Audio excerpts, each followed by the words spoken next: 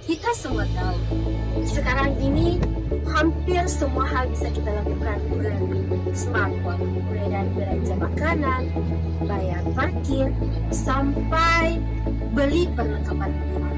Bahkan mendapatkan modal usaha pun bisa kita lakukan tanpa harus ke bank membawa berkas tebal. Dunia kita sedang bergerak menuju sistem keuangan digital, dan inilah yang kita kenal dengan fintech.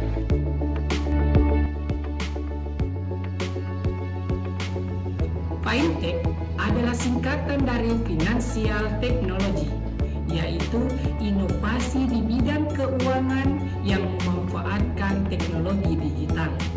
Tujuannya simpel, membuat layanan keuangan lebih cepat, lebih mudah, dan terjangkau. Misalnya, kalau dulu kita harus antri di bank hanya untuk mentransfer atau membayar tagihan, sekarang cukup buka aplikasi. Fintech menghadirkan layanan yang dulunya dianggap rumit, kini menjadi sepraktis satu kali sentuhan.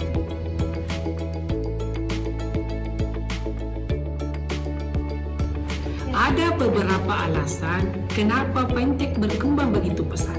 Yang pertama, gaya hidup masyarakat berubah. Orang ingin sesuatu yang cepat dan tidak ribet. Kedua, perkembangan UMKM semakin besar, tetapi akses permodalan formal seperti bank masih terbatas karena syarat administrasi yang ketat. Disinilah fintech berperan sebagai solusi, terutama dalam memberikan akses keuangan bagi masyarakat yang mungkin sebelumnya belum terjangkau bank.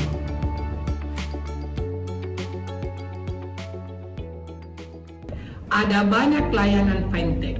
Yang pertama, pembayaran digital seperti OVO, GoPay, Dana.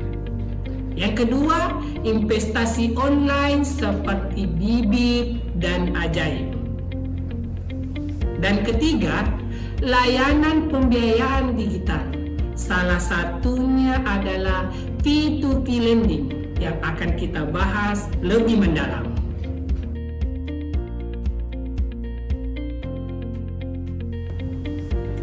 P2P lending atau peer-to-peer lending adalah sistem yang mempertemukan pihak yang membutuhkan dana dengan pemberi dana atau investor melalui platform digital. Jadi, tanpa perantara bank, prosesnya lebih cepat, syaratnya lebih mudah, dan bisa dilakukan di mana saja. Cara kerjanya seperti ini. Seorang pelaku UMKM mengajukan pembiayaan di platform P2P. Platform kemudian memverifikasi kelayakannya. Setelah itu investor atau pendana dapat memilih untuk mendanai pengajuan tersebut. Borrower kemudian mengembalikan dana dalam bentuk cicilan dan investor mendapatkan imbalan hasil. Jadi, sistem ini membangun akses keuangan yang inklusif dan memberi kesempatan kepada masyarakat untuk saling membantu.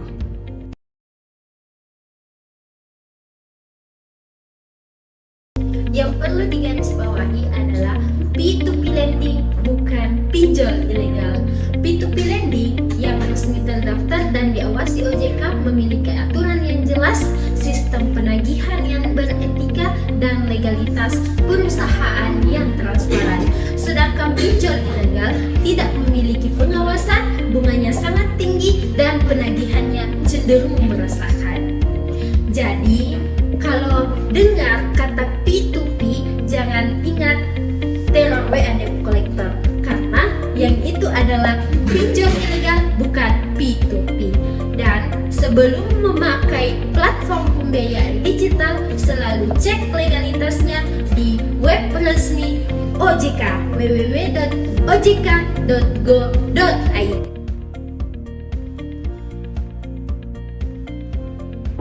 Di Indonesia, banyak masyarakat yang ingin melakukan transaksi keuangan yang sesuai prinsip syariah. Dalam Islam, sudah dijelaskan bahwa ada larangan terhadap riba, garar atau ketidakjelasan, dan maisir atau mengandung unsur judi. Karena itu, muncullah P2P lending syariah sebagai alternatif yang tetap berbasis teknologi tetapi menggunakan akad syariah yang adil dan transparan.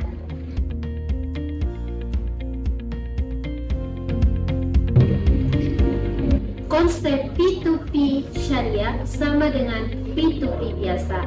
Yang membedakan dengan P2P konvensional menggunakan bunga, sementara P2P syariah hubungan antara pendana dan penerima dana dilakukan melalui akad. Jadi bedanya di bagian akad dan menggunakan prinsip syariah. Biasanya akad yang digunakan adalah murabahah, mudarabah, atau musyarakah.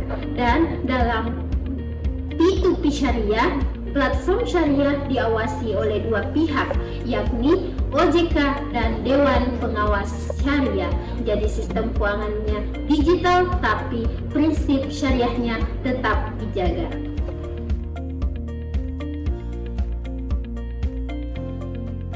Beberapa platform P2P lending syariah yang resmi berdasarkan data OJK per 31 Agustus 2025, yakni ada Amanah, Alami, Duha Syariah, Dana Syariah, P2P Syariah, Etis, dan Kaswa.id. Masing-masing memiliki Dewan Pengawas Syariah untuk memastikan setiap transaksi sesuai syariat Islam.